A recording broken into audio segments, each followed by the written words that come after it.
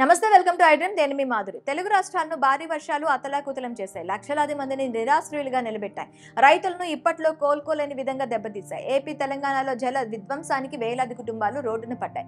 రెండు రాష్ట్రాల్లోనూ వేల కోట్లు నష్టం వాటిల్లింది. ఇప్పుడిప్పుడే వానలు, వరదలు కొంత తగ్గాయని ఊపిరి పీల్చుకుంటున్న ఏపీ వాసులకు మరో షాకింగ్ న్యూస్ చెప్పింది వాతావరణ శాఖ.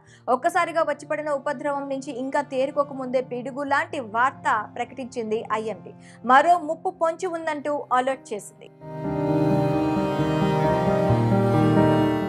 ఏపీకి భారీ వర్ష సూచన ప్రకటించింది వాతావరణ శాఖ. ఉత్తరాంధ్రను పశ్చిమ బంగాళాఖాతం, వాయువ్య బంగాళాఖాతం ఆనుకుని ఉపరితల ఆవర్తనం కొనసాగుతుంది. ఇది మరో అల్పపీడనంగా ఏర్పడే అవకాశం ఉందని వెదర్ డిపార్ట్మెంట్ బాంబ్ పేల్చింది. అల్పపీడన ప్రభావంతో రాగల 24 గంటల్లో ఉత్తర కోస్తా ఆంధ్ర, దక్షిణ కోస్తా ఆంధ్ర ప్రాంతాల్లో కొన్ని చోట్ల భారీ నుంచి అతి భారీ వర్షాలు కురిసే అవకాశం ఉందని వాతావరణ శాఖ ప్రకటించింది. మరికొన్ని చోట్ల భారీ వర్షాలు కురుస్తాయని చెప్పారు. అల్పపీడన ప్రభావంతో ఈ నెల 9 వరకు రాష్ట్ర వ్యాప్తంగా విస్తారంగా వర్షాలు కురుస్తాయని అమరావతి వాతావరణ కేంద్రం తెలిపింది. అల్లూరి సీతారామరాజు, పార్వతీపురం, మన్యం, విజయనగరం, విశాఖపట్నం, అనకాపల్లి, తూర్పుగోదావరి, శ్రీకాకుళం, ఏలూరు జిల్లాల్లో భారీ వర్షాలకు అవకాశం ఉంది. మిగిలిన ప్రాంతాల్లో తేలికపాటి నుంచి ఓ మోస్తారు వానలు పడే అవకాశం ఉంది.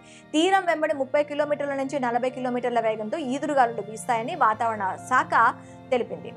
ఆదివారం వరకు మత్స్యకారులు సముద్రంలోకి వేటకు వెళ్లరాదని హెచ్చరికలు జారీ చేసింది. రుతుపవన ద్రోణి ఈ నెలలో ఉత్తర కోస్తాకు సమీపంగా కొనసాగుతున్న నేపథ్యంలో ఆ ప్రభావంతో అల్పపీడనాలు ఏర్పడే అవకాశాలు ఎక్కువగా ఉన్నాయి. కొత్తగా ఏర్పడిన అల్పపీడనం వల్ల కొన్ని రోజుల క్రితం కురిసినట్టు కుండపోత వర్షాలు కురవకపోవచ్చని వాతావరణ శాఖ నిపుణులు చెబుతున్నారు.